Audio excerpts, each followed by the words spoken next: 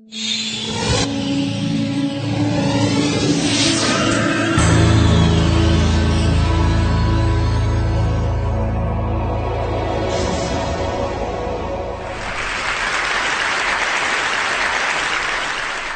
like to take you to another world, and I'd like to share a 45-year-old love story with the poor living on less than $1 a day.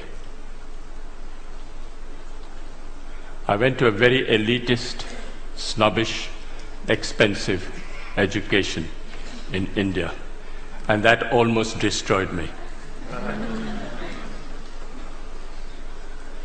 I was all set to be a diplomat, teacher, doctor, all laid out. I don't look it, but I was the Indian national squash champion for 3 years. The whole world was laid out for me. Everything was on my feet. Could do nothing wrong.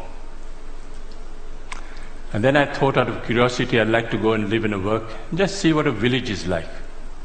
So in 1965, I went to what was called the worst Bihar famine in India, and I saw starvation, death, people dying of hunger for the first time. Changed my life. Came back home, told my mother, I'd like to live and work in a village. Mother went into a coma. What is this? The whole world is laid out for you, the best jobs are laying out for you, and you want to go and work in a village? I mean, is there something wrong with you?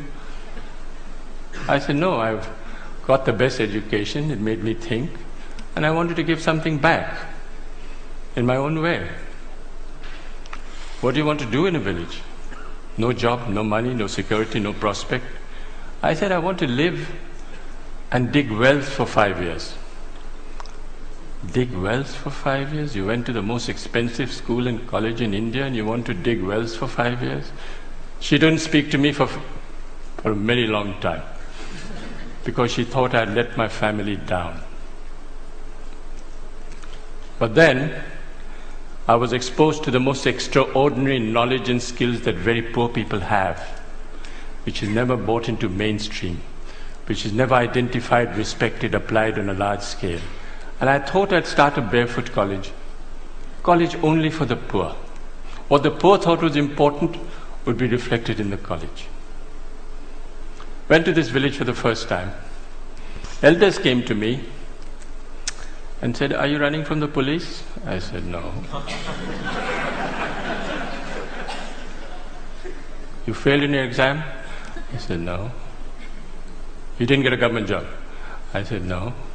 What are you doing here? Why are you here? The education system in India makes you look at Paris and Delhi and Zurich. What are you doing in this village? Is there something wrong with you you're not telling us? I said, no. I want to actually start a college only for the poor. What the poor thought was important would be reflected in the college. So then they gave me some very sound and profound advice. They said, please, don't bring anyone with a degree and qualification into your college. So it's the only college in India where if you should have a PhD or a master's, you're disqualified to come. You have to be a cop-out or a washout or a dropout to come to our college. You have to work with your hands. You have to have a dignity of labor. You have to show that you have a skill that you can offer to the community and provide a service to the community. So we started the Barefoot College and we redefined professionalism. Who is a professional? A professional is someone who has a combination of competence, confidence and belief. A water diviner is a professional. A traditional midwife is a professional. A traditional bone setter is a professional. These are professionals all over the world. You'll find them in any inaccessible village around the world.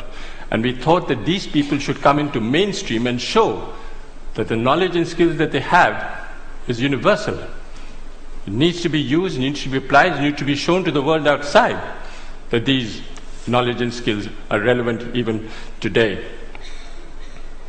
So the college works following the lifestyle and work style of Mahatma Gandhi. You eat on the floor, you sleep on the floor, you work on the floor. There are no contracts, no written contracts. You can stay with me for 20 years, go tomorrow. And no one can get more than $100 a month. You come for the money, you don't come to Barefoot College. You come for the work and the challenge, you come to the Barefoot College. That is where we want you to try crazy ideas. Whatever idea you have, come and try. Doesn't matter if you fail. Battered, bruised, you start again. It's the only college where the teacher is the learner and the learner is the teacher. And it's the only college we don't give a certificate. You are certified by the community you serve. You don't need a paper to hang on the wall to show that you are an engineer. So when they said that, they said, well, show us what is possible. What are you doing? This is all mumbo jumbo if you can't show it on the ground. So we built the first Barefoot College in 1986. It was built by 12 barefoot architects who can't read and write. Built on $1.50 a square foot. 150 people lived there, worked there. They got the Aga Khan Award for Architecture in 2002. But then they suspected, they thought there was an architect behind it. I said, yes, they made the blueprints, but the barefoot architects actually constructed the college. We are the only ones who actually returned the award for $50,000 because they didn't believe us and we thought that they were actually casting aspersions on the barefoot architects of Thilonia. I asked a forester, high-powered, paper-qualified expert. I said, what can you build in this place? He had one look at the soil and said, forget it, no way, nothing can work. No water, rocky soil. I was in a bit of a spot, and I said, okay, I'll go to the old man in the village and say, what should I grow in this pot? He looked quietly at me and said, you build this, you put this, and it'll work. This is what it looks like today. Went to the roof, and all the women said, clear out. The men should clear out because we don't want to share this technology with the men. This is waterproofing the roof. It is a bit of jaggery, bit of urine, and a bit of other things I don't know, but it actually doesn't leak. Since 1986, it hasn't leaked. This technology, the women will not share with the men. It's the only college which is fully solar electrified. All the power comes from the sun. 45 kilowatts of panels on the roof and everything works off the sun for the next 25 years. So long as the sun shines, I have no problem with power. But the beauty is that it was installed by a priest, a Hindu priest who's only done 8 years of primary schooling. Never been to school, never been to college. He knows more about solar than anyone I know anywhere in the world. Guaranteed. Food, if you come to the Barefoot College, is solar cooked. But the people who fabricated that solar cooker are women. Illiterate women who actually fabricate the most sophisticated solar cooker. It's a parabolic Scheffler solar cooker. Unfortunately, they're almost half German. They're so precise. You'll never find Indian women so precise.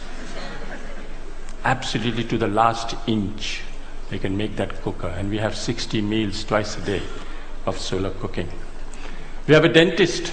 She's a grandmother, illiterate, who's a dentist. She actually looks after the teeth of 7,000 children. Barefoot technology. This was 1986, no engineer, no architect thought of it, but we are collecting rainwater from the roofs. Very little water is wasted. All the roofs are connected underground to a 400,000 litre tank, and no water is wasted. If we have 4 years of drought, we still have water in the campus because we collect rainwater. 60% of children don't go to school because they have to look after animals, sheep, goats, domestic chores.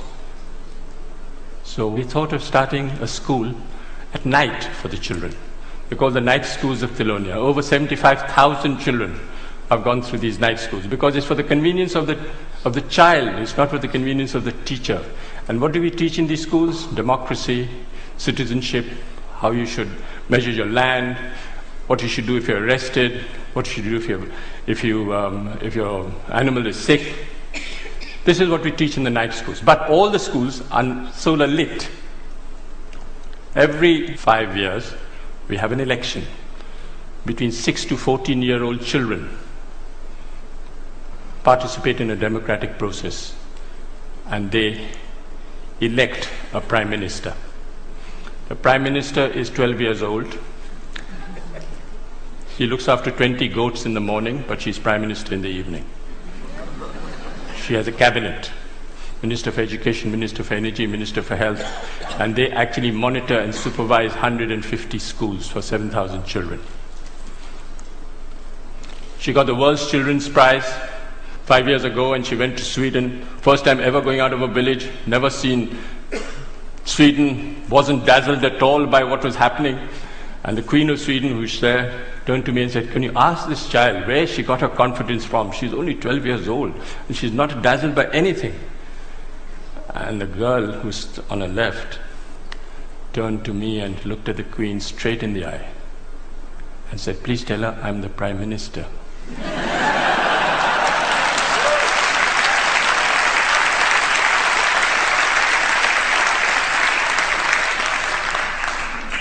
Where this percentage of illiteracy is very high, we use puppetry. Puppet is the way we communicate.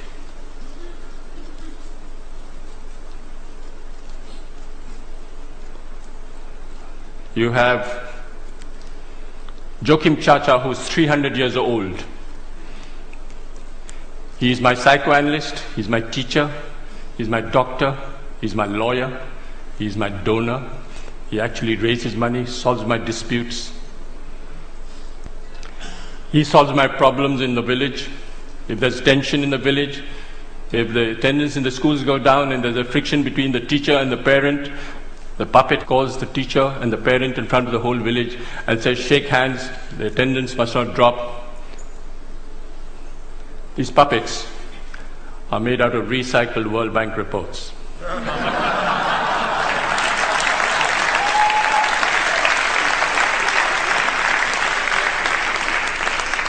So this decentralized, demystified approach of solar electrifying villages, we've covered all over India, from Ladakh up to Bhutan.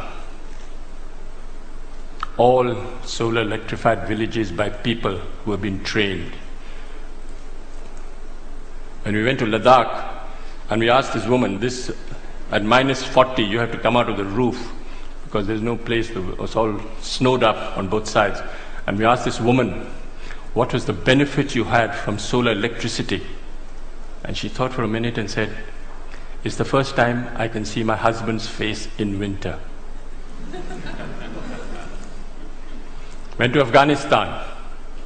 One lesson we learned in India was men are untrainable. Men are restless, men are ambitious, men are compulsively mobile, and they all want a certificate. All across the globe you'll have this tendency of men wanting a certificate. Why? Because they want to leave the village and go to a city looking for a job. So we came up with a great solution: train grandmothers. What's the best way of communicating in the world today? Television? No. Telegraph? No. Telephone? No. Tell a woman.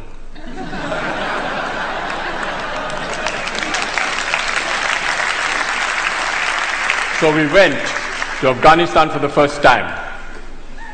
And we picked 3 women and said, we want to take them to India. They said, impossible. They don't even go out of their room, then you want to take them to India.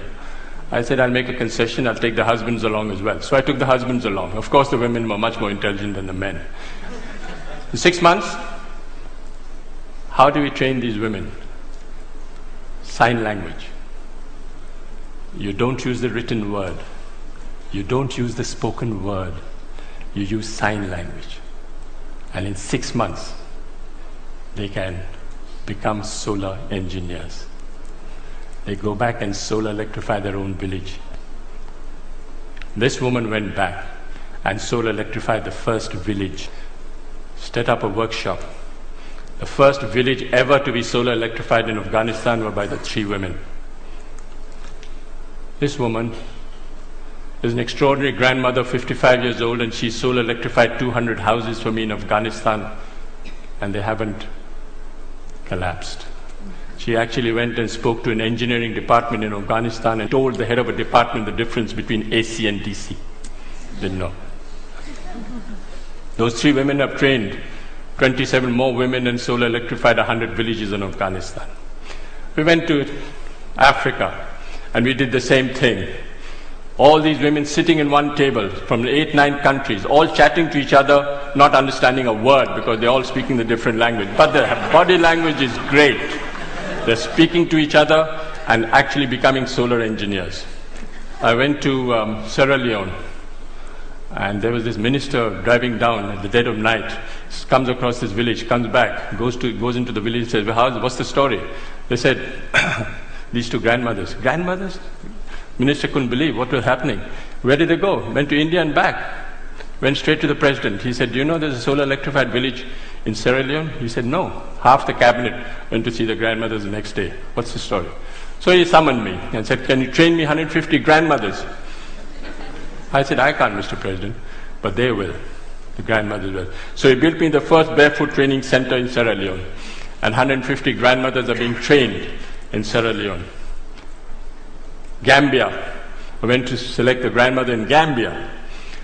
Went to this village, I knew which woman I would like to take. The community got together and said, I'll take these 2 women. I said, no, I'm going to take this woman. They said, why? She doesn't know the language, you don't know her. I said, no, I like the body language, I like the way she speaks. Difficult husband, not possible. Call the husband. Husband came. Swaggering, politician, mobile in his hand, not possible. Why not? The woman, look how beautiful she is. I said, yeah, she's very beautiful. What happens if she runs off with an Indian man? That was the biggest fear. I said, she'll be happy, she'll ring up in a mobile. She went like a grandmother and came back like a tiger. She walked out of the plane and spoke to the whole press as if she was a veteran. She handled the national press and she was a star. And when I went back 6 months later, I said, where's your husband? Oh, somewhere, doesn't matter. Doesn't matter. Doesn't matter. Success story.